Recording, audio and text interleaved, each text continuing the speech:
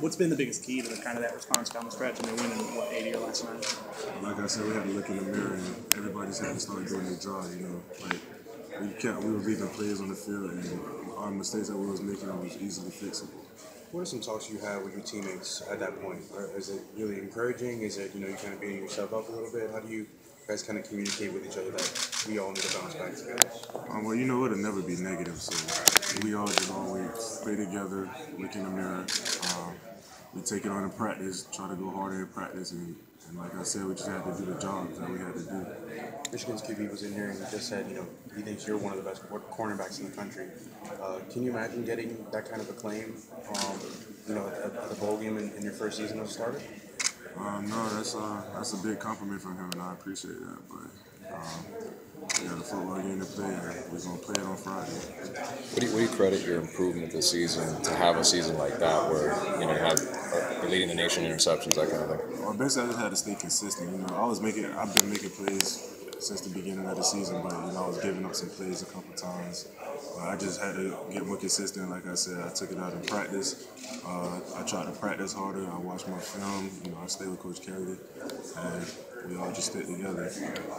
Tarvarus, when you look at their wide receivers, Amara Darboh had a big year. J.U. Chasan, big year last year, decent year this year as well. What stands out most to you about Michigan's wide receivers and kind of the continuity they have with Wilton, quarterback? Well, like I said, Michigan is more of a run team, so for guys like that, to still make their plays when they come, just got to take the best opportunity that you can. I think they both are great receivers, and me and Quez and whoever else is covering them, we're really looking forward to it. Do you guys look over kind of room to room? Stack up your defensive backs room against Michigan has a pretty good secondary as well. I guess just as a defensive back, looking at what they have, is it how do you gauge their talent? Is it something that you can appreciate? We've been going against good receivers all year, so every week we always get a different group of great receivers, and it's just another game and another group of great receivers, and we just have to come and play on Friday. Well, so as far as just kind of flipping, as far as comparing sets of DBs, you guys versus them, as far as they have Jordan, Jabril, Channing, Stripling, DeMonte. Do you guys kind of look at them as well? You won't be playing against them, but can you kind of appreciate what they've done? Yeah, I guess you can appreciate what they've done. They got a great defense also, and then I got them this far, so we just have to wait and see.